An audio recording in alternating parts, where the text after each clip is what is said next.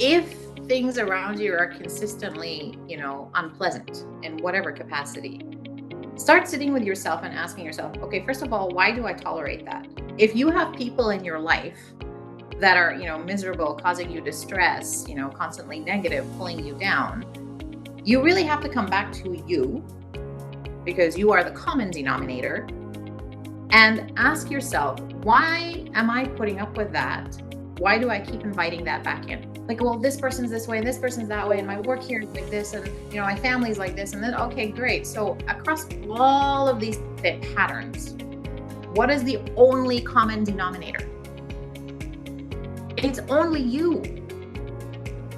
So why do you keep putting yourself in that position? Why don't you say, no, thank you. I'm done with this. I deserve better. I want better for myself. Hello and welcome. Kate Champion here, and that's the voice of Dr. Elsa Wagdy. Backed by popular request, I'm delighted to welcome Dr. Wagdy to the show for our third conversation. I'll put the links in the show notes if you want to check out our previous episodes. Dr. E is a board-certified medically trained doctor with 2 PhDs, 3 master's degrees, and 2 decades of clinical practice. She works with the mind, the body, and the spirit, supporting people in healing from chronic disease and psychological conditions. Plus, she is an amazing human. And you are in for a treat today. Right before we hit record, Dr. E and I decided to just go with the flow. We're going to talk about what's on our hearts and minds, especially with so much coming at us all right now. And boy, what a powerful conversation. Dr. E covers so much, honestly, too much to put in the show notes.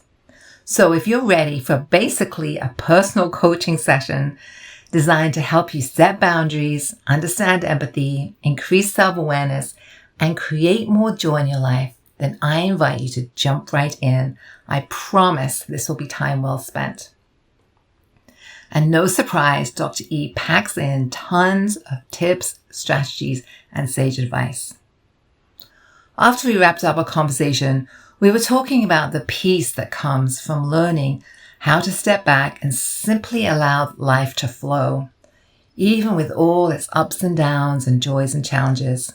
This is something I have personally been working on. So for me, today's conversation is a beautiful example of just letting go and trusting the process. So fun announcement.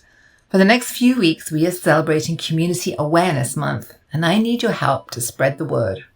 Here's what I'm going to invite you to do. Number 1, sign up for the newsletter. The links will be in the show notes. As I move away and change my relationship with social media, this is actually going to be really important. This is where we connect as a community, and you will get updates, new episodes, event info, and so much more right into your inbox. 2, please leave a review from the podcast. If you're enjoying the content, that is the best way to share the love. When you've done that, just snap me a screenshot, send it to me on Facebook or Instagram, and I'll send you a free digital copy of my best-selling book, You Are Limitless. And 3, please share this episode with a friend. This is such a beautiful way to let somebody know that you care and you're thinking about them. And if they reach out to me with a screenshot, I'll send them a free copy of the book too. It is a win-win. So thank you. Your support means the world to me, and I'm confident that together we can continue to get the word out and help even more people live longer, stronger, more intentional lives. And finally, but not lastly, please know that whether you're listening for the first time or a regular, I appreciate you, I support you, and I thank you so much for listening today. Okay, my friends, here's Dr. E.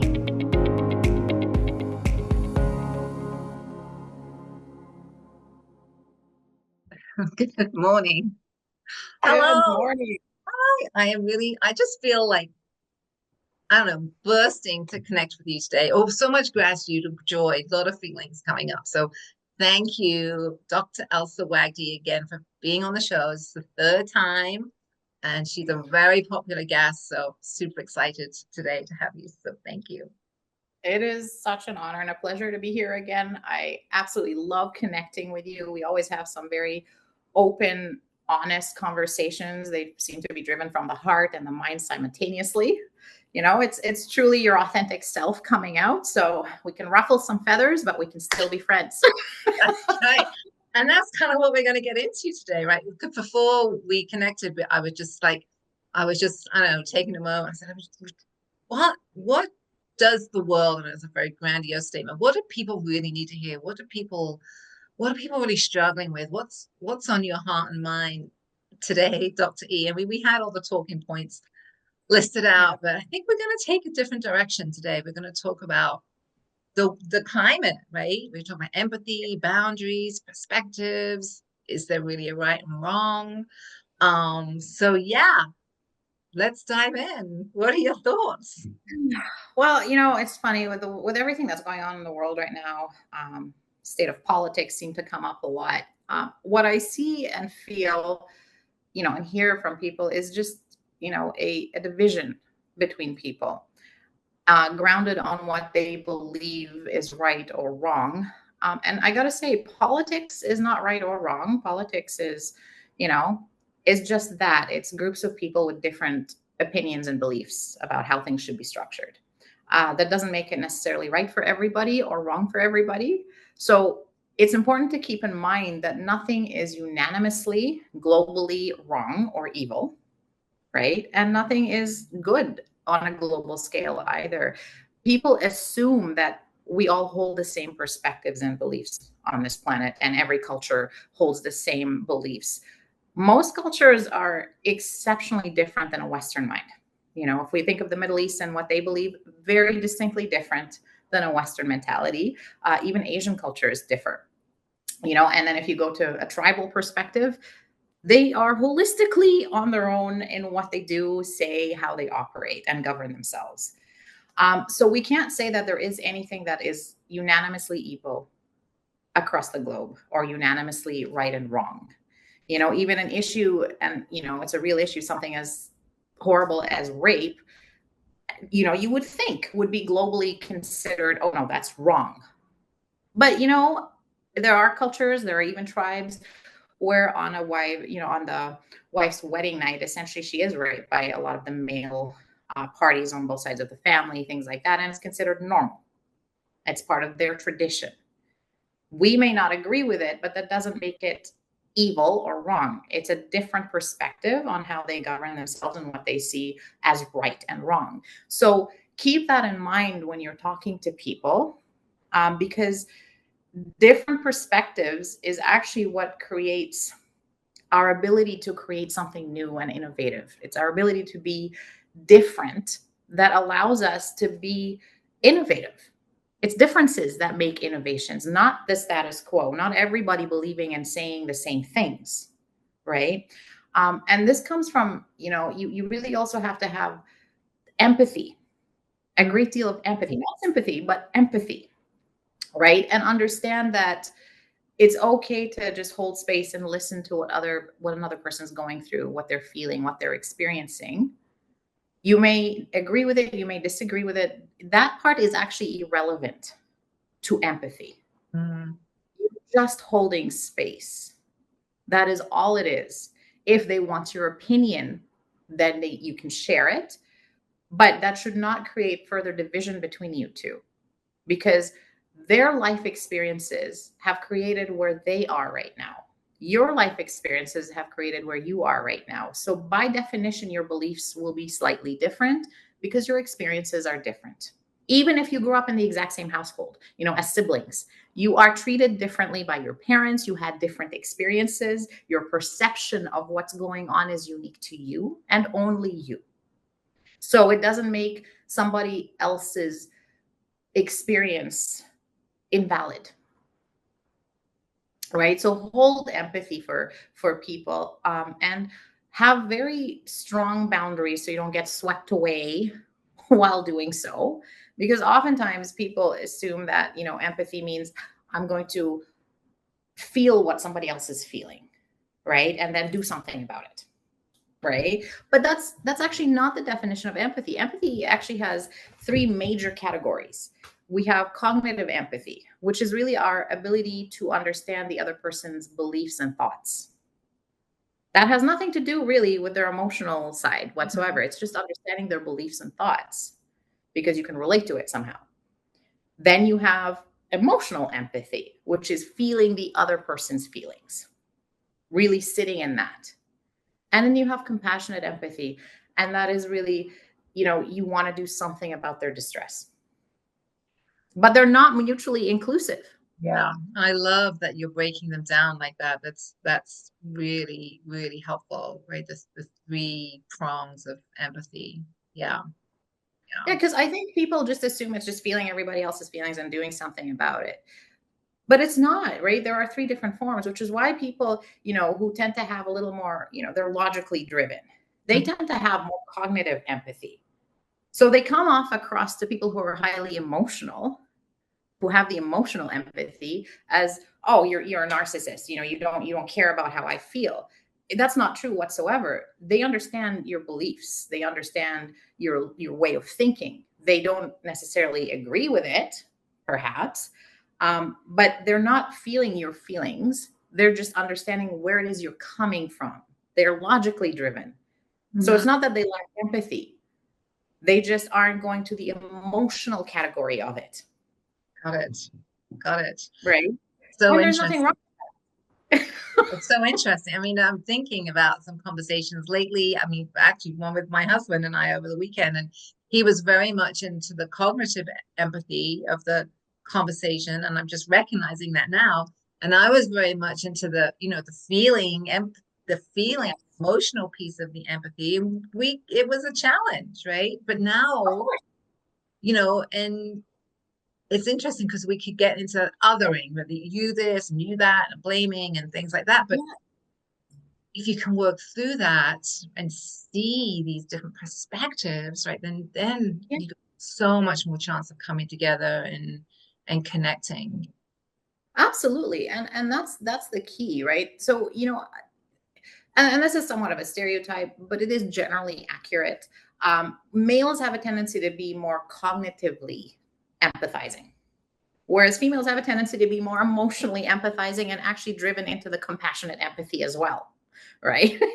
And Mhm. that's not necessarily a bad thing. That actually has to do with estrogen and how it affects our brain before menopause. But the thing is, to feelings are not a bad thing. We all have feelings. We all experience them. Even people who are cognitively inclined have feelings, but feelings they stem from thoughts, right? They don't just happen all on their own. You might sometimes feel like, oh, I'm just all of a sudden anxious and I have no idea why, or it's because you're not sitting within it long enough to understand where it's coming from, right? So that's something else entirely. But they did stem from a subconscious thought you had or something that triggered that, and now you feel what you're feeling, right? But feelings are biochemicals. These emotions are biochemicals. They're physical reactions in your body from a thought, from something coming from the brain, and then the endocrine system kind of kicks in to create chemicals to allow you to feel physically in your body as you are mentally in your mind. Right? So we actually need to have the cognitive to understand the emotional side of it as well, because it's really somewhat of a linear relationship, right? It goes beliefs, thoughts, emotions, actions, Mm, right? And so we all reside somewhere within that spectrum. Some people are just, like I said, some people are just more cognitively inclined. Doesn't mean they don't have the others. We do, but that's where they reside. That's what they operate within, is the cognitive. Or some are more emotional, you know and there's nothing wrong with that. But the problem, when you don't understand somebody else's language, mm, right, where they come from, especially in relationships, that's what creates that division, is because you're going, oh, you have no emotions, you don't care. But that's not true. They might simply be going, especially with men and women, right? It's like, I'm trying to understand why you feel what you're feeling. Because they don't, they're not driven by the emotion, so they're going, I want to fix it, but I can't fix the emotion, I can't fix the biochemical, I can help fix the thought that drove you to be here if I know what it is. Yeah, yeah, that's so fascinating. So as you're talking, I'm again reflecting on this thing with my husband and I could hear the cognitive words coming out of his mouth, right? And not understanding, I don't get you, blah, blah, blah, right? Um, but then at some point I could actually see the feeling, right? I could Yeah. see he was feeling. I mean, there was a little, Right. moist in the eye and, change in Yes. affect. So he's clearly feeling as well, and Right. of course I'm all in my feelings, right? All in. And when you can kind of again when you kind of can take some time to slow down and not you're right, I'm wrong, right? Really get fixed into your own belief system, right? Exactly. Stuck in these little boxes, right? If we can, like, I call it kind of peek over the edge. If you can recognize you're in a little box and kind of peek over the edge, you can really begin to see more, right? And I think that's so, again, back to this whole political world chaos that we're in. You got to be able to see outside the box, right? Yeah. Yeah. And that's the thing. And you know, the type of empathy and the type of reasoning, logic, our personality, all of that, it does derive from the way we were raised. Our parents become our primary caregivers, and they're the ones who tend to indoctrinate us somewhat into what to think, how to think, the rights and the wrongs. And they create, a perspective for us of the world that as we grow, sometimes will change, right? And sometimes we change to a point, but there are certain core beliefs that we still hold. And we're so oblivious that they still are there because they're writing in our subconscious, but they're driving us to do things um, that can often lead into like self sabotage, things like that. So it is really important to actually know yourself Mm, extremely well before you try to understand where others are coming from. mm. Because if I always say, if you can't, have compassion for yourself, if you can't hold space for yourself, what makes you think you can actually do so for someone else? And what makes you think you can even recognize it in someone else? Yeah. So as you say that, I'm kind of having a full body reaction. I've actually got goosebumps because I'm a therapist and I know Yeah. they talk to people a lot and I'm sit with so many people with this, they have this self-loathing. Yes. It's so painful. And they look for the to the outside, right? To the other, to things, to whatever, to Self-soothe. Yeah. self-soothe and feel better and Yeah. but the pain that comes from this. Oh, the But critical you know, voices and oh, it's I so see painful. that with so many of my patients as well. It's sadly something that is quite common, right? And I mean, the problem with that is it colors the way you see the world, Mm, right? It colors the way you're perceiving everything. Your perspective is completely skewed.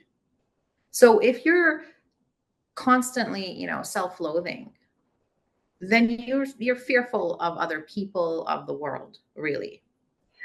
And if that's the case, then the way you're actually perceiving other people, regardless of who they may be, stems from a state of fear, and anxiety obviously will come, right?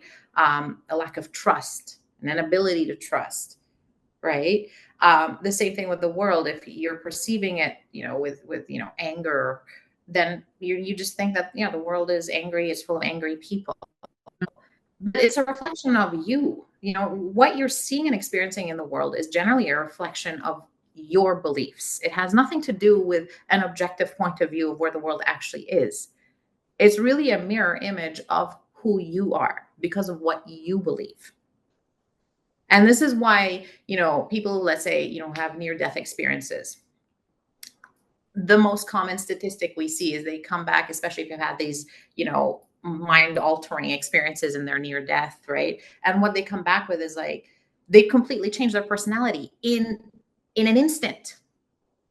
In that minute that they were, basically gone, they come back and their entire personality has shifted. People say that's not possible. It's possible because it happens. What happened to these people? Their perspective has changed. Mm. Their perspective, therefore their perception has changed. They now realize, my goodness, okay, there are different ways. There's more than one way to see the world. And I'm now all of a sudden happy. I don't hate everybody. I don't hate the world. Nobody's against me. Things are as I am. Mm. Mm. And it's hard for people to wrap their heads around that because we are so prone to, and programmed essentially to believe that, you know, everything out here has nothing to do with what's happening in myself. That somehow that's independent. But we actually know, like quantum mechanics, quantum physics, studies in consciousness, we know for a fact that everything in your world, what you're perceiving, is a reflection of who you are. You're literally drawing these circumstances and instances and people into your life Mm. because of who you are, because of what you believe. If you truly believe everything is horrible and people are horrible, then you're also subconsciously going to be emitting that energy of this mistrust, and disconnection. So you can only really then attract people who follow suit, reinforcing where you are, reinforcing those beliefs. Yeah. Yeah. So again, just want to pause for a moment. You said something that was so powerful. I bears repeating, and that was things are as I am, right? So such a profound statement. I mean, if you really, listeners, take a minute to just hear that again. Things are as I am. So for me, that's okay. How am I showing up every day? Am I showing up with an open heart? Am I showing up in trust? Am I showing up in love? Am I showing up in, I don't know, good intention, right? Or am I showing up in fear? And am I showing up in anger? Am I showing up like everybody is against me? And the way I'm showing up is what I'm going to receive. Is that what I'm understanding? Absolutely. Oh, Absolutely. And it's funny because people say, well, that's, I think from the mystical points of view, things like that, they call it the law of attraction, things like that. You're really mm, attractive. But this has nothing to, like, mysticism aside, this is basic neuroscience, right? okay. And this is actually basic physics. We really do attract what we emit, what we are, right? So if things around you are consistently, unpleasant in whatever capacity, start sitting with yourself and asking yourself, okay, first of all, why do I tolerate that? If you have people in your life that are, miserable, causing you distress, constantly negative, pulling you down, you really have to come back to you because you are the common denominator and ask yourself, why am I putting up with that? Why do I keep inviting that back in? Yeah. Because it has Great nothing. question. And this is the thing, right? People are like, well, this person's this way and this person's that way, and my work here is like this, and my family's like this, and then okay, great. So across all of these patterns, what is the only common denominator? It's only you. So why do you keep putting yourself in that position? Why don't you say, no, thank you. I'm done with this. I deserve better. I want better for myself. Mm, And it's not about being angry with them or saying anything hateful. It's just saying, you know what, let's agree to disagree. Our core principles simply don't align. I really do wish you well. I really do. And step away from it completely. Cut ties. It doesn't matter if they're family or not. Oftentimes family is actually one of the most toxic things in your life because there's so much unhealed trauma within families that tends to be carried generationally. And if they're not willing to work on it, that's okay. That's their right? We all have a choice, always. mm. So choose to let them walk their path and step off that path and move to a different one. So much easier said than done, right? Of course, because Especially with these entwined, connected relationships, right? These attachments, healthy or but unhealthy. that's the problem. It's attachment styles that come into play, Ah, right? And so the question is, what kind of trauma do you have that's making you think this is okay? Why do you have to have the savior complex or the people pleasing complex? Because that's what this is. Oh, I can't say no, or I can't do this because it's going to hurt somebody else's feelings. You're not responsible for how somebody else feels. You're not the one creating those biochemicals. You're not a hormone. Okay. You know, what you are is a human having a conversation. Somebody else's reaction to what you said or did has to do with their own belief systems triggering the way they think, which released these chemicals to make them feel what they feel. So your job is to understand what they believe about what was said or done and see if those align with yours. Otherwise, you'll consistently be causing each other these hardships. Yeah. So you can't fix a feeling, and it's not your job to do so either. But you can fix, the pattern of thinking they're having if you understand what it stems from, what they actually believe about the situation, about themselves, about you, that's where you can actually come up with some kind of solution, some kind of remedy. Yeah. Yeah. And that will produce Understanding. Yeah. yeah, Understanding, compromise.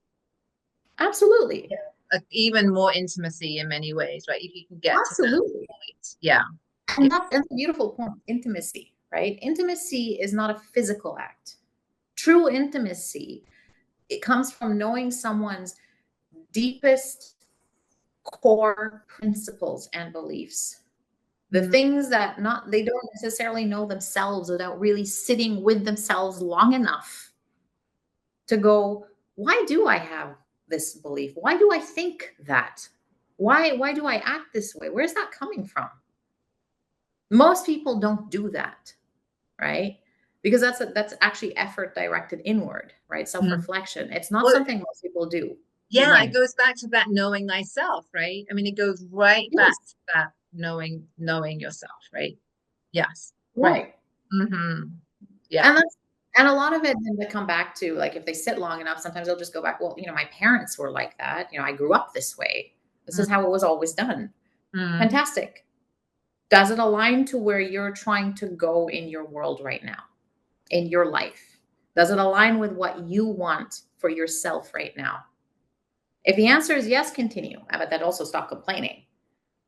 And if the answer is no, then it's your job to make the necessary changes. And that can include cutting family members, whoever, that don't align with where you're trying to go. Right? Because, and this is the thing, you have to learn to say no and set firm boundaries. But if you don't have boundaries because you truly don't know who you are, what you really stand for, what is exceptionally important to you, where you're willing to compromise and where you're not, those are boundaries. If you don't know yourself, how can you possibly set those boundaries?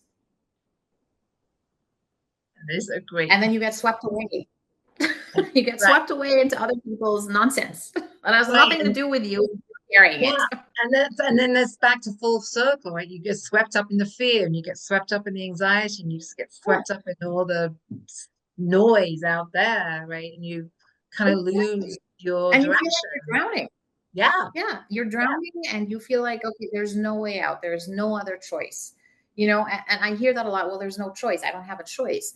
Okay, so the fact is, and it is a fact, you always, always, always, always have a choice. You may not like the choices presented to you, but that doesn't negate the fact that you still have those choices. You may not like the fact that you may have to, separate from your parents or your siblings or your aunts or whoever, or, perhaps your partner, because they are, they have some toxic issues that they're not willing to address, and you keep carrying it for them, right? They're dragging you down. But the problem is, you have the choice to walk away in love. You can simply say, we're not aligned anymore, and I'm trying to head this way, and your beliefs, what you're doing, keep pulling me back, and I can't move to where I want to go. And yes, it's difficult and it hurts and it's hard, but you have to choose your kind of hard. You have to choose your kind of pain. Do you want the pain of the toxicity you live in, which will make you physically ill eventually, guaranteed? Or Do you want the pain of that initial separation, which takes time but always heals? And then you move on and actually live a blissful life that you're imagining. And then you'll draw in other people who are where you are at that point, better aligned to you. So you have to choose your pain. There's always pain in this world. It's inevitable. It's part of being a human. You can't have, good without having something bad. You can't actually know what good is if you've never experienced something bad. You must experience the opposite ends to some extent to truly understand what they are. That's the navigation of emotions, right? But don't get swept away with them. And certainly don't think that any of them are permanent. Emotions are not permanent. They come and they go. They're really just there to tell you the quality of your thinking and beliefs at this time. Mm-hmm. If they feel good and you're enjoying it, you're obviously then whatever you're thinking, believing, experiencing is positive. Maintain. Mm-hmm. If it's always negative or or even, if it's an acutely negative reaction, ask yourself, okay, what's going on here? Let's check in with myself. Yeah. Yeah, your body is the barometer, right? Your body is the barometer, like kind of right here, throat, like core, chest, gut, right? Your body That's is. the thing, right? And it's funny because, when I was even studying, medicine, it was interesting because, back when I first studied it, they didn't really have the mind body connection. They were quite segregated and separate and nothing interfered with the other. And, now we know completely different, right? We know the mind impacts the body much more so than the other way around, right? But if, so when these biochemicals are released and now you're having these emotions, okay, if your throat feels constricted or your chest is tight or your stomach's upset, there's an actual reason because you engage the sympathetic nervous system because you're in a state of fear. It's fight or flight, which is a physical reaction. Yes, the pulmonary system actually will change. Your digestive system will absolutely change. So these feelings you're having in your body are a direct result of your thinking. And sometimes you're so oblivious to what's going on in your mind, but you can feel it in your body. So sit and check in. Yeah. Right. Or the other way around. You're oblivious to what's going on in your body because you've gone so numb, but your mind is racing. See that a lot. A lot. Yeah. A lot. But they're connected. So you need to check in to understand that connection and start making those connections for yourself so you understand what's driving them. Mm-hmm. So let's talk about some how-tos, because again, this comes up in my practice, I can't tell you, all the time, right? It's got lots and lots and lots of activity in the head and the frontal cortex. And then it's like disconnect from here down. And it's like I invite somebody to just check in your body. What do you notice? What are you feeling? Exactly. Nothing. It's like, okay, numb's a thing, but let's see if we can let's see if we can work with that. So that's where you're right. Numb is a thing. Numb is a thing, right? Okay, numb is a thing. We can start there. Great, right? But then how did help listeners have some really, because that's such an abstract concept for people, right? To check in, listen to your body, and if you aren't kind of numb and you haven't felt for a long time, you're not used to doing these types of introspective kind of practices, help somebody who's just starting out. So honestly, the easiest way to check in or just to be present is if things are starting to be overwhelming in your mind, things are spiraling, you can't seem to get a grasp on just stopping the thinking. It's just too much. There are too many thoughts happening at once and you can't grasp anything. Just either you want to go external or internal. It'll really depend on you. If things are overwhelming when you close your eyes, things get scary, then keep your eyes open. Look at something that actually brings you peace. So, if it's your kids bring you some kind of joy, or if it's your pets, beautiful. If your pet's there, grab a hold of that pet, sit with it. And then all you need to do is start focusing on your breathing. Mm-hmm. It always comes back to breath. Breath will immediately connect the mind and the body, always, right? And it's funny because, it's been done in spiritual practices since the inception of our kind. but more importantly, from a physiological point of view, it actually activates, the vagus nerve as well, which literally will disengage that fight or flight mode of the sympathetic nervous system. So now you're engaging the parasympathetic nervous system, which is rest and digest. It's the calm system. So it'll allow things to settle physically in your body. And at the same time, your mind is honed into something you love, right? Which is, let's say, your pet or your kid or a picture of something you love. Or, if you're living by the ocean and the ocean brings you some kind of peace, look at the ocean, listen to the waves crash and breathe. Just slow your breath intentionally. Take longer inhales, pause for a second, and then exhale longer than your inhales. All right. So if you, let's say, inhale for 5 seconds, pause for 2 seconds, and then exhale for 7, and keep repeating that process. And then if you're angry, if anger is what you're experiencing, then the best thing for you to do is actually hum. Hum. And I always tell people, instead of just humming, from any yogic or Hindu type of humming, let's not get fancy. Let's just keep it simple. Do you have a favorite song that you listen to and just makes you want to dance and brings, goosebumps to you? I think everybody to some extent does. Think of that song and start humming it. Why is humming? Because now again, humming is an automatic vagus nerve stimulation because of the way it actually feeds it. The hum, especially in the throat, the vagus nerve runs right here, right? So it runs along your throat. So when you hum, those vocal cords actually push against it. And so it immediately activates it. Oh. So humming, especially your favorite song, will physically change things. So a physical structural change, but as well as a mind shift, because you're thinking about your favorite song and it's bringing you that, natural, joyous feeling, right? So hum your favorite song, and you'll find you start relaxing. Some people, because, especially if you've been numb in your body for a really long time or disengaged from yourself. Yeah. When you start, having patterns of breathing, slowing your breath and just focusing on that and keeping a count, right? I'm counting to 5, holding for 2, exhaling for 7. Now, all of a sudden they'll say, I feel tingly. My body feels tingly. I feel, sometimes I'll be like, lightheaded. I'm nauseous. Like, yeah, because now after, years or decades or however long you've been in, a sympathetic nervous system, it's been so chronic. Now that the parasympathetic's finally engaging, you literally will feel that shift in your body. Oh, okay. That is actually a thing. Continue doing it. That is so helpful because that happens in my practice, helping people with breath, and then they get numb and dizzy, and then they get a little scared, and it's like, we're trying to do an explanation, but that's so helpful. Because if you've been sitting in sympathetic for so long, you actually change the pattern of breathing. When we are in a sympathetic engagement, our breathing becomes shallow, right? You have shallow, fast breathing because your body thinks it's like being chased by a tiger or a lion and you're running for your dear life right now. So just, okay, quick, breathe, just get oxygen and keep blood flowing, right? Great.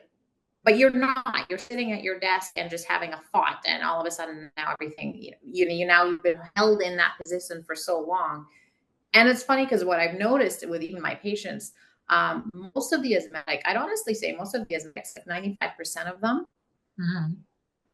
we've actually cured, reversed the asthma simply by getting them to breathe and disengage from sympathetic. They have been in that state from almost childhood that they developed asthma because, again, you change your bronchial system, your pulmonary system, if you're not breathing deeply and slowly, which is how our lungs are actually designed to intake breathing.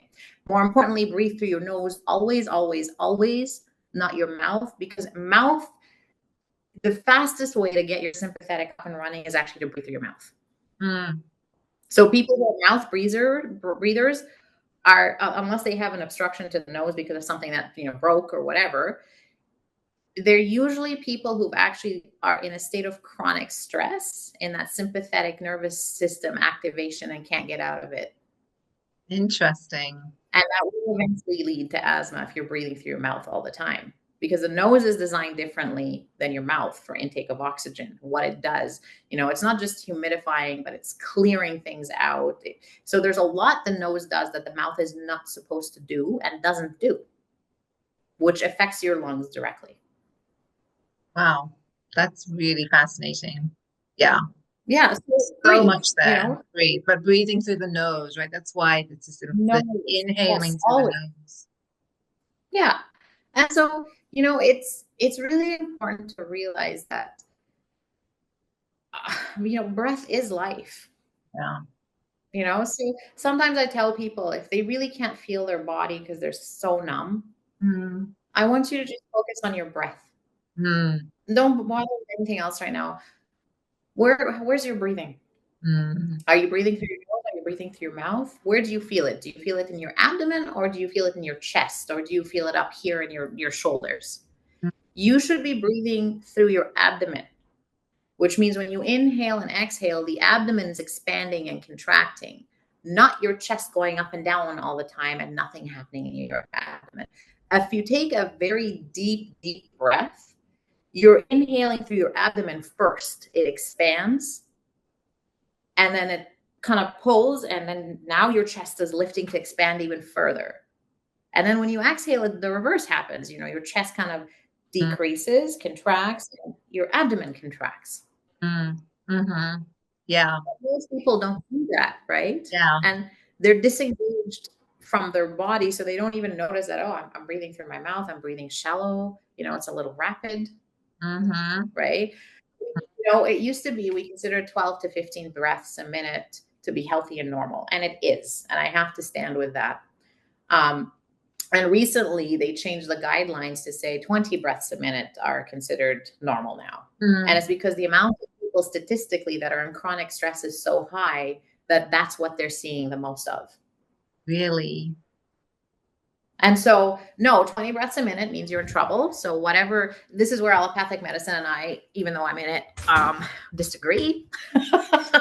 Yeah, Right? Because that is too fast. Or, like it's too much. rapid. You Mm-hmm. too rapid. You need to slow down. Mm-hmm. And then if you become, like a yoga master, or well, not really yoga, a yogic master, or a Buddhist master, you actually will go down to about, 5 breaths a minute. They're exceptionally slow because there's so much peace. There's really nothing that they don't need to do much with their body. Yeah, yeah. They're just this beautiful vessel, right? And this air is coming in and out just so beautifully. Yeah. Right. And that's the thing. So connect, know where you are, Mm, heal yourself so that you can properly set boundaries to be able to help others without getting swept away in whatever's going on in someone else's life. Because you're not responsible for fixing everybody else. That's not your job. Every individual is responsible for fixing themselves. hmm. That is your job. As a child, it wasn't. As a child, it's, your parents, your caregivers. As an adult, it's 100% on you. Nobody else. Nobody else can do it for you either. It's an internal job. And yes, it's uncomfortable initially, but again, you have to choose your pain, right? Choose where you want Yes. that pain to be. Yes. And that early initial discomfort, I guess in my experience, gives way to just so much peace and joy. In Absolutely. generally. I mean, you're not in peace and joy 24/7, but it allows No, you to just not get kind of hooked in, right? It doesn't you don't get hooked into, the drama and the fear. And again, these news cycles, this thing and that thing. It just allows you, it just all kind of glides by and you're just an observer, right? It's exactly. yeah. Exactly. But that is the idea, right? The idea is to observe and not absorb. Mm, I love that. Observe and not absorb. We could all use a little more of that right now, right? So true empathy is observing and being present for that other person or whatever the situation is, but not absorbing it. It is not your responsibility to take it on, right? That is not your role. That is not what empathy is. That is certainly not what compassion is. It certainly will lead to self-destruction if you keep doing that. And people who typically, have that self-destructive pattern, become severely self-righteous and they self-sacrifice themselves for everybody else, right? That's self-righteousness. And it stems from, a piece of trauma, internal trauma. There are things there you haven't healed. A lot of the times with most of my patients, if you go far back enough, and yes, when you dig enough in the right way, you'll find that a lot of times it's just the way you were raised. You didn't have the ability to say no as a child. And if you said no, you got in trouble. Right? Yeah. And that's not okay. So that's one thing for parents, is understand that your children also have a mind of their own. Their brain is evolving and they're learning, what to do, what not to do, how to operate in this world they live in, right? But they are still individuals. They are not mini yous, right? And they are not, supposed to be mimicking what you believe. Mm-hmm. They have their own perceptions as well. And that comes as early as toddlerhood. So if they say no, don't get them in trouble all of a sudden. Oh, you can't say no because I said so is what, and if especially explain the reasons why you're asking them to do something, so they learn how to actually reason later on in life, use logic and reasoning, as opposed to shutting themselves down and just assuming that if they say no, they're going to get in trouble. Somebody's going to hate me. So therefore I cannot be myself. And clearly myself is bad. Something's damaged with me because nobody's going to love me if I'm myself, because that's what you're creating later on.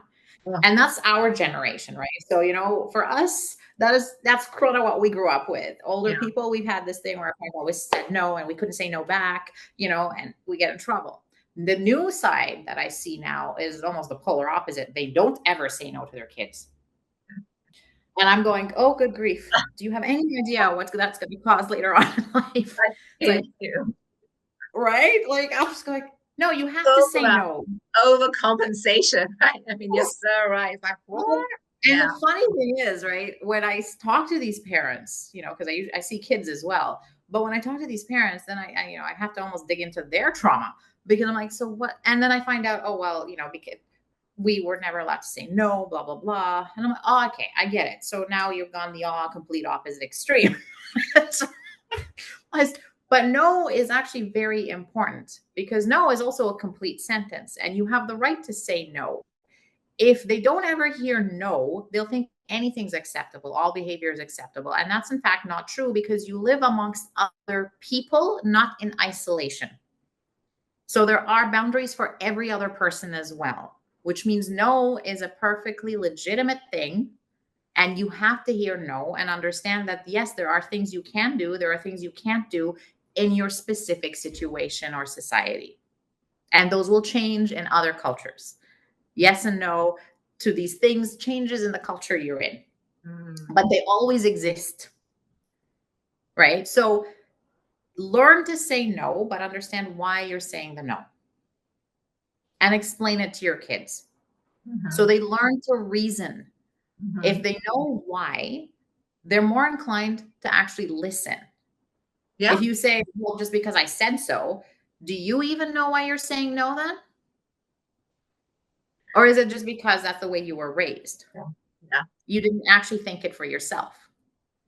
Right. When we say don't touch the stove because it's hot, there's a flame there, right? Don't touch the stove. No, don't do that, right? We say that to kids all the time when they're little. And then I say, and here's why. It's really hot. You're going to burn yourself. It's really going to hurt. You can even take their hand and just wave it across from the top so they can feel the heat. So now they're actually utilizing their brain. These synapses are getting created by using logic and reasoning, not I'm going to do so because I feel this way. Your feelings don't, no offense, they don't actually matter as much as the reason behind them does. I can't fix your feelings. There's no therapist, doctor, anybody who you'll go see. And if you're only talking about feelings, you're getting absolutely nowhere. You're not. You're going to get nowhere. because they're biochemicals, they're hormones. Okay, great. What am I going to do with that? Why do you feel that way? What are What's you that thinking about for about? you? What is that Yeah, about for you? Yeah, exactly. What are yeah, you thinking about when you yeah, feel this way? yeah. What's And then coming when you up, finally sort that part out, right? because there's a connection that's missing that they have to work through still, right? And when that finally comes through, it's like, okay, great. Now that we know what you're thinking and why you're now, where did that come from? What do you believe? What do you believe that makes you think in that line of, thinking, what that pattern you have? What do you believe? Yeah, And that takes some time to work through as well. yeah. And is that a good fit for where you are today, right? As an Exactly. adult here in 2025, right? Right. Yeah, Things that worked for us when we were kids don't even exist now. that's There right. are no problems in the world. Yeah. But then it goes back to choice, right? It goes back to your point about we always have a choice, right? If you can go through that layer, those layers, then you do have a choice, right? When you have the Exactly. awareness, you can now have a choice, right? Do I want And to? that's the power. That's where your power lies, right? Got But it. that's again the problem is when people say they don't have a choice, it's oftentimes because they lack perspective, right? They can't see past their own narrow mindset. There is always a choice, but it requires your brain to be able to see other options. And Hmm. it can't see those other options if it's honed into one way only. Yeah. It Yeah. doesn't. We actually have, the RAS in the brain is actually the center of willpower. Like our reticular activating system literally omits from the brain because the eye doesn't see, it's the brain that sees, and that has to be clarified. The eyes don't see, your brain sees. The eyes just look like they're like the lens of a camera, right? It's not that's taking the picture really, it's your brain. Mm. So the eyes are basically taking in everything around them, everything. But then certain parts of your brain omit certain things from your actual field of vision. So from your perception. So what you actually see is not the real world. It's the world as you believe it. Yeah. I have such a hard time with wrapping my head around that. I mean, it's just not how Right. And, we're not and it's taught. not that most people even understand, right? But this is neuroscience. We actually know this. You don't see the world as it is. You see it as you are. And your brain will literally omit something that is right in front of your eyeballs. You will not see it. It Yeah. takes it out, it emits it, depending on the program that you have running, your belief system. So if you don't believe something, you won't see it, Okay. right? Okay. And it is something you can think of it as something as simple as, like, when you are looking for, let's say, the salt shaker, and it's literally right in front of you. And somebody's telling you, your partner, I do this sometimes. And I'm like, where's the salt shaker? And you're looking, and he's like, how can you not see it? It's right there. And I'm like, where? And then he stands in front of you and he like moves his hand, and then all of a sudden it's there. It's like magic. And I'm like, I didn't think it was there. I couldn't see it. And he was just like, okay. Yeah. But Right? it also works the other way too. I want to just jump in here because you can also see, I don't know, I'm going to say the good things, right? You can also train yourself to see the positives, to see the things that are going well, to see the smile on the Yes, face, to see you can, the but heart that's training. nature, right? Yes, I mean, you can yes, literally can train that RAS, absolutely.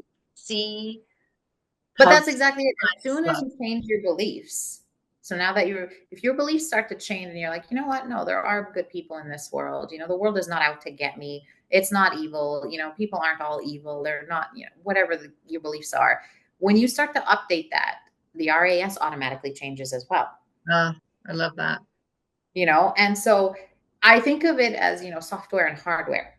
If Mm, you update the software, your beliefs, the mind part, the mhm. hardware, the brain, the RAS also update. Got it.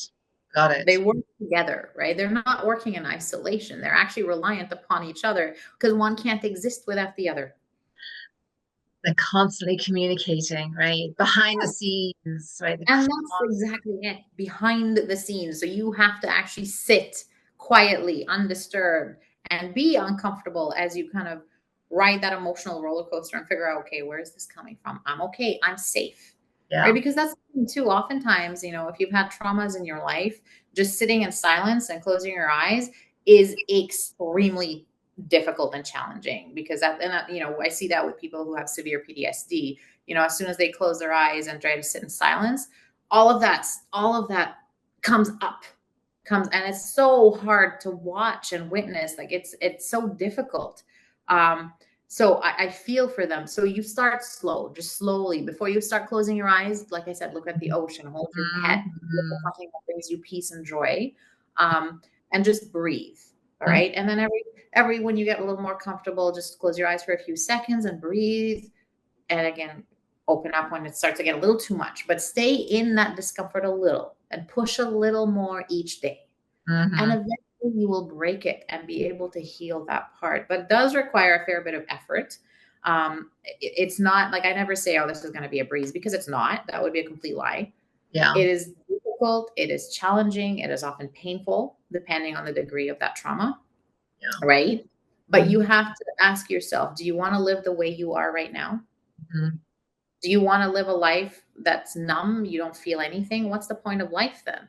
Mm. If you don't feel anything, you don't experience peace and you certainly won't experience love.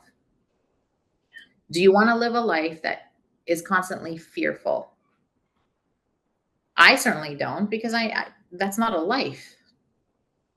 And when people say, I can't believe they committed suicide and things like that, that's so selfish. Actually, that's not selfish at all. That just goes to show you the severe trauma, the pain that they felt and sincerely did not know how to get out of it. And this was their only way out. Because if I had to feel fear and pain and, self-loathing and, hatred, like think of all these negative emotions that that's the only thing you can feel and you just don't know how to get out of it and you think that's it, then yeah, your life is absolutely, it's not worth living that way. I completely understand why you would do that. I can completely understand that because that is not something anybody would want,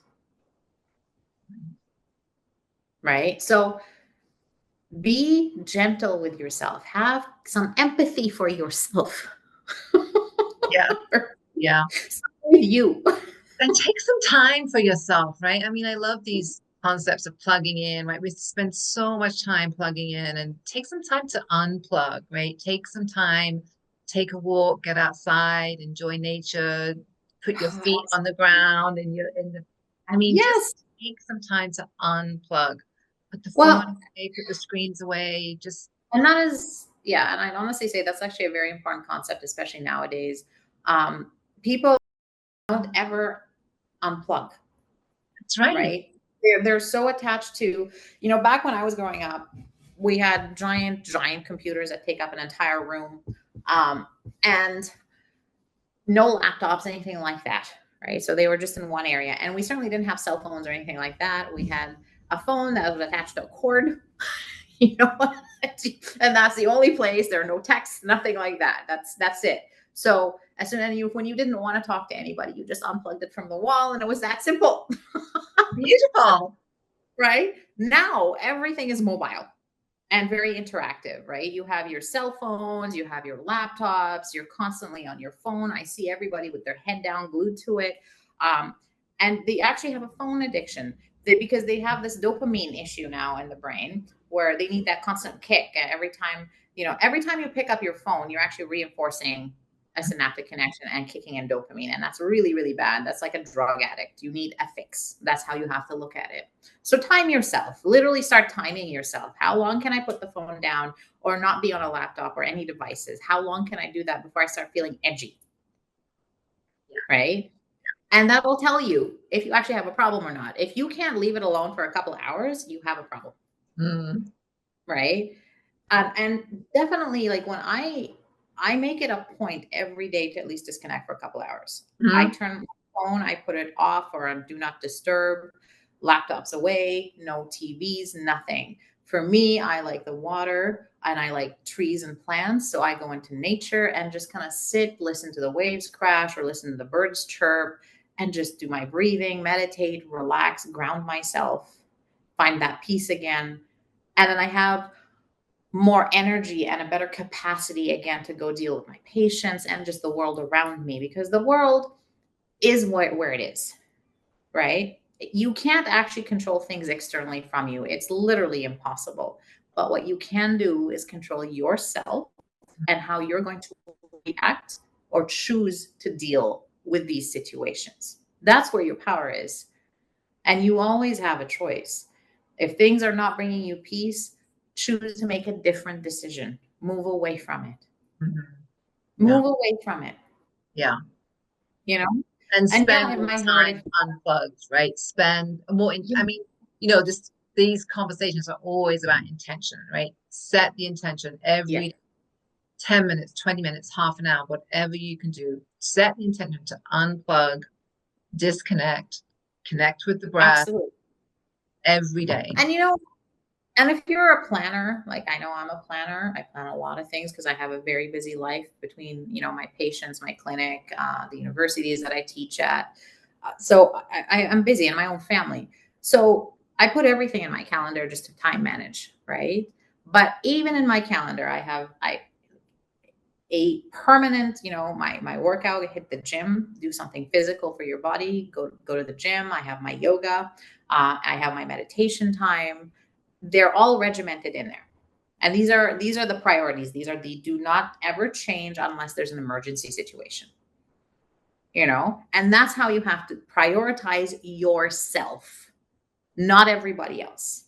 Yeah. Because if you are prioritizing everybody else, know that this is a people pleasing issue. It's a savior complex. This is an issue about you. It's a trauma response, and that's something you actually have to heal.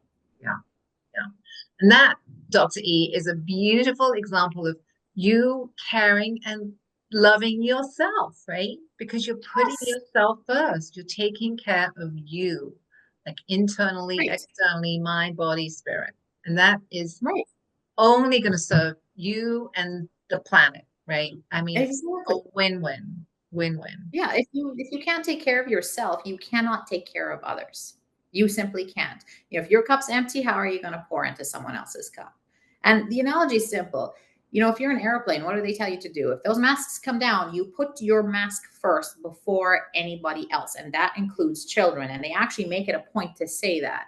You put your mask on before you put it on your child, because if you get knocked out, then you and your child are now in serious imminent danger and you might both die. It's really that simple. Take care of yourself first so you're better equipped to take care of others, right? But with that, also, please set firm boundaries. Mm-hmm. Firm boundaries. And boundaries are very simple. Once you know who you are, what you stand for, what your principles are, you simply say, let's say you're going to discuss something with someone and it's opposing views. Okay, that's all right. You just tell them, I know where you stand on this and I want to help you through it. I can be a venting board. I can simply listen. And it's okay that I have a different point of view. That doesn't make what you're going through any less legitimate or invalid. I'm not disrespecting that. I would love to listen if that's going to help you. But please know, if you disrespect my boundaries, which are this and this, Mm-hmm. I'm simply going to walk away. There's no argument, there's no fight. I'm simply going to walk away. You know, a good example is, money. Money comes up a lot these days, right? Money is tied to everything. Yeah. One of the common things I see a lot of is, that, multimillionaires and billionaires and things like that should be responsible for everybody else that doesn't have it. And I'm going, okay, I don't think that's actually fair or accurate, because statistically speaking, those who are in fact multimillionaires and billionaires, statistically speaking, are self-made and tend to come from poverty. Mm, It's generational wealth. There's actually very little of that now. mm, There are a few, but it's very little. So why should anybody else who's done all this hard work to build what they've built be responsible for you? You all both had decisions to make and choices to make, especially if they came from poverty. Clearly, they made different choices than you. yeah. So what you should be saying is, I'd love to know how you did that. What were your your thoughts around it. How did you navigate this? Can you teach me, how to build better wealth for myself? Maybe it's investments, maybe it's stocks, maybe it's, I don't know, but ask them for that, Mm, how to build what they've built, mm. how they got there, how they dug themselves out of the hole. Not, I need your money because, I made poor decisions and, blah, blah, blah. And therefore you're responsible for me. That's not fair to say. That is absolutely not fair to say to someone, Mm. right? We are responsible for ourselves. And yes, if these people, and the funny thing is most of them are actually philanthropists. They do actually give to a lot of different, Yeah. so you may not agree with it.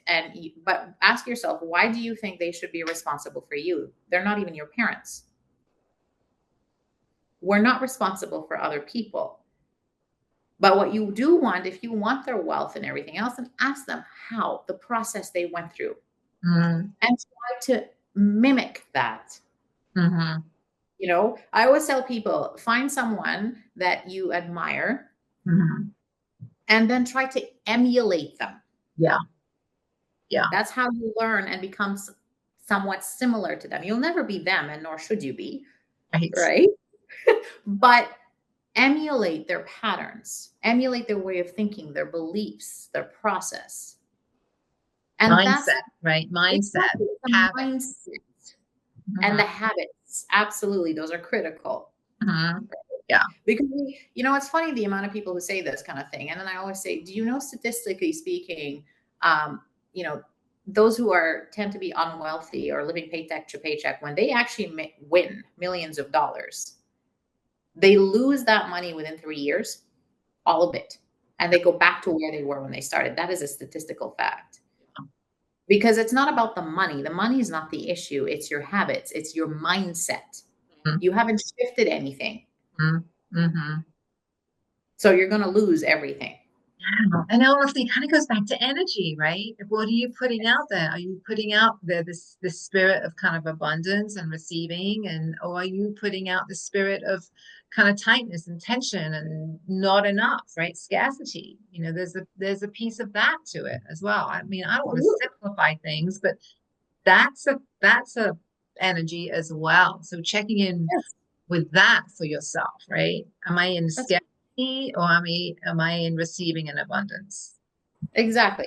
And that is critical because, again, you are getting what you are. Exactly. Right. Right. So nothing changes until you change. Yeah. Kind of go back. Things are as I am, right? It kind of goes back to that. Things are Yes. as I am. Things are as I am. And so, when it comes to finances and things like that, you can simply say a boundary could, simply be as simple as, I'm sorry you're going through these difficult times. I'm sure you're struggling. I can see you're struggling financially. I'm happy to listen and offer you some advice. But I cannot lend you money. Because again, it's one of those things, you teach someone how to fish, they'll be able to eat for a lifetime. You simply give them something, they've learned nothing and can do nothing for themselves. So, for me personally and, my circle, um, we never give frivolously, Mm, but mm, if we see people trying to get, doing the work and really taking that effort, putting in the effort to get to where they want to go, mhm, I will happily, and so will my circle, will happily help you. mhm. Will happily get you there because you're actually showing and taking initiative and making an effort versus sitting here and pouting and saying, well, you made all this money, therefore you have to be responsible for my debt. No, that's not how that works. Right. Well said. Well said. So most people, I'd say, who are, stable, well, we have no issues helping those in need. Mhm, But we actually have to see that you're actually making an effort. mhm. Or otherwise, it's just called enabling. Do we enable alcoholics? No, we don't, nor do we drug addicts. So why is this any different? It's still a pattern, a negative issue, right? Yeah. If you're not willing to do any kind of work, and everybody else around you has done all this work to get to where they've gotten. Mm-hmm. What makes you think you can't do that too? Yeah. Right? Yeah. And so, boundaries are important. And it's generally when I tell people, when you meet people, when you're having, if you're going to get into some kind of debate or something, please set your boundaries before you start so that it doesn't get into this overheated discussion that ends up, blowing up and becoming this massive fight. Yeah. Yeah. I mean, Yeah, that's a great point too. So setting a boundary up front, Mike, because I'm not willing to talk about politics. I'm not willing to exactly. talk about money. I'm not willing to talk about, whatever religion, for example. And let's talk Right. about other things. Let's talk about traveling or hiking or the kids or Right. but that is setting a boundary, right? I'm not willing to go there because it just doesn't feel good. Yeah. Yeah. Yeah. Like and we have to get to a point where, because like our society has taught us basically you can't talk about religion, you can't talk about politics, you can't talk about money, and I'm like, why? You should be able to have these difficult discussions. That's actually how we make headway in the world and know where people's points of view are. Yes. But learn to say, we can agree to disagree and still be friends, right? We can agree to disagree and still be friends. Yeah. But I want to understand why you think what you think. I want to know not your feelings. Quite frankly, to me, they're quite irrelevant. I want to know what you're thinking and why you think that way. Because then I can actually have a real conversation with you like a mature adult.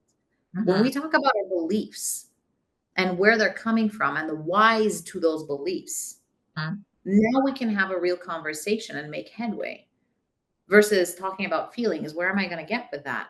Mm-hmm. Yeah. Yeah.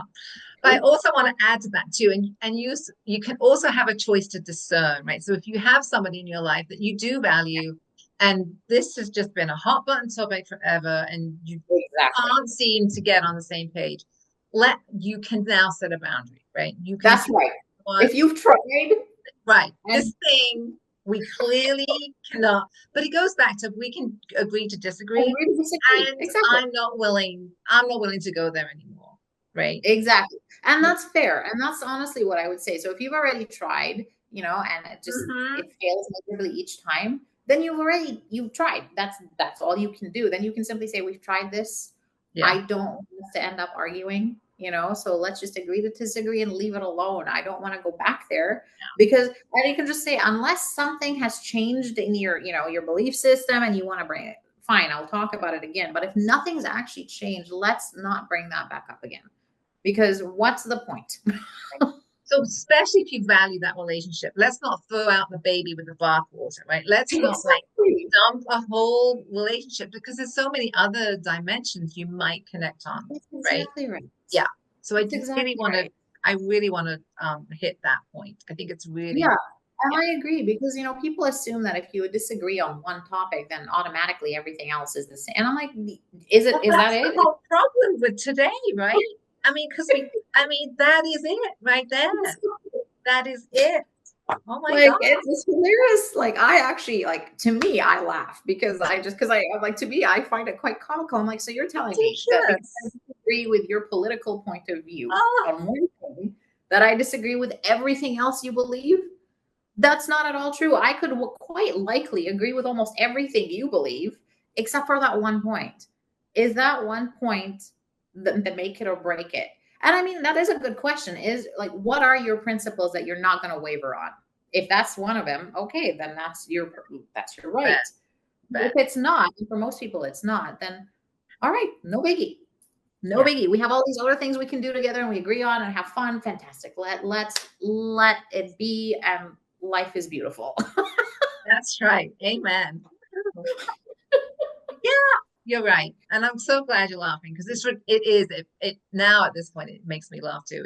It's really ridiculous. Really. I It mean, really is. Like, I'm just like, come on, we have to, like, the mentality, if that's your mentality, I'm sorry to tell you, you actually have not developed your structural brain patterns past, or your critical thinking analysis and mind really past that of an adolescent. mm, And that is a fact. And I'm sorry if that, bothers you, but that really should, if something bothers you this much, then I would say go do your research about yourself and the field and dive in head first. Yeah. Yeah. Again, going back to the introspection, what is it about for you? Blah, Exactly. blah, blah, blah. Yeah. Like Wow. those What a triggers. powerful, fun conversation. Thank you. Is there Of anything course. else you want to add? I mean, we've been all over the map today. It's been wonderful. Is there anything else you want to add or share before we kind of No, walk? I just, I want to remind people, we are all different. We are all individuals and Mm, we have a right to experience life the way we want to, but mm, not the right to push it on others mm, and not the right to disrespect those who are, holding different views than us. mm, And try to understand where these other people come from, why they might have those beliefs, where they're coming from, and it'll help you navigate that a little bit better with more empathy. If you can understand where they're coming from calmly, you will navigate that better than if you just shut down and assume that you're right, they're wrong, and that's it. You know, we're all different, and that's actually what makes this, a beautiful place, and what makes humanity so unique to other species. We are so different. You know, all of us are unique, and all of us have something good to offer that mm. is unique to us. Yeah. Don't lose sight of that. Take a breath, calm down, and realize that, the more viewpoints you have, the more likely you are to be quite creative because you'll make connections and see things others might not. Mm. Yeah. Yeah, and I guess for me too, what comes up is it's more fun, right? When you can have more perspectives and viewpoints. It's kind of like an exploration, right? You explore this and you explore that.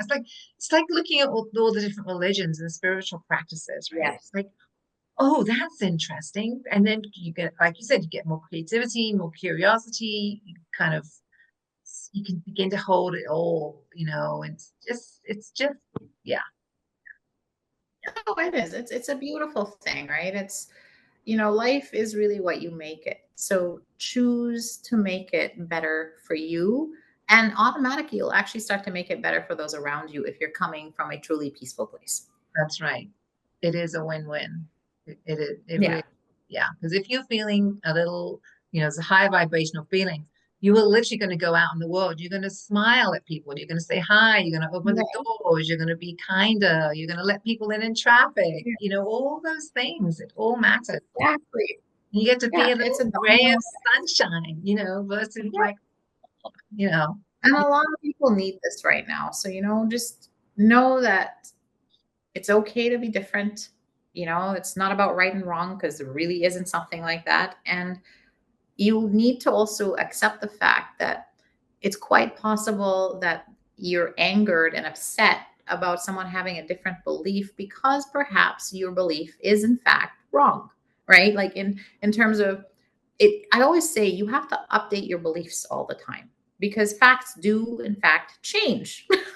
Facts change depending on the timeline you're in. yeah, So keep that in mind. If something you believed when you were 10 versus 20 versus 30, 40, 50, it's normal and okay for you to change your beliefs as you grow older because of new information that comes in that disproves your old beliefs. That is a sign of true maturity and growth. When you can actually say, you know what, I used to believe that because of that, but this actually says that this is not quite right. Okay, fair. I will update that now. Yes, you're going to have cognitive dissonance to start with. That's perfectly normal. But understand that this is normal. It's a normal part of your processing. This is literally that cognitive dissonance is basically your RAS going, oh crap, I have to update that software again and the hardware. But it's not a bad thing. And just smile and laugh about it and go, okay, new information. I'm updating myself. Perfectly happy. mhm, It's not a bad thing because a lot of people think that if their beliefs are wrong, then it's like, oh, my life has been wrong all this time. And it's not like that. You know what you know at the time, and you do the best with what you know at the time. mhm. That's it. That's perfect. When you know better, do better. It's really that simple. It has nothing to do with your past. You do the best you can with what you know and have at the time. right now, right now in the Yes. yeah, Yeah. yeah. Yeah. That's beautiful. Beautiful. Oh my gosh, what a rich, full, fun conversation. Thank you so much. Thank you. Where My can where can people find you if they want to connect, they want to consult, they've got some things they want to work Honestly, my website is the easiest way. My email's on there, my phone number. It's elsawagdy.com. So just find me, shoot me an email. Happy to connect with people and chat. I try to get back to people as soon as I can. I am exceptionally busy with a lot of things I do, but I'm always going to get back to people. And I always try to do my best to help anybody in need. Yeah. And that's absolutely true. Yeah, 100%. I will put all those links in the show notes, and I'm hoping listeners really feel this, I don't know, the love, right, from this heartfelt conversation today. It's just so Yeah. special. So thank you so much. No, that was wonderful. Thank you so much again. And I can't wait for another time we meet and have more conversations. Sure, 100%. Thank you.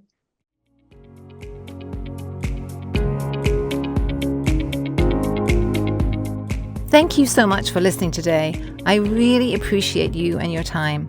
Remember that I do love to hear from listeners, so connect with me at katechampionauthor.com. Grab your free hiking guide, share your favorite episode with a friend, and subscribe to the show. Until next time.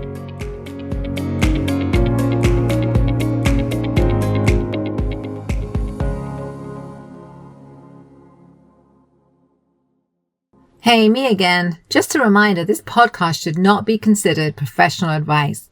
It's also not a substitute for mental, physical, or any other healthcare-related treatment.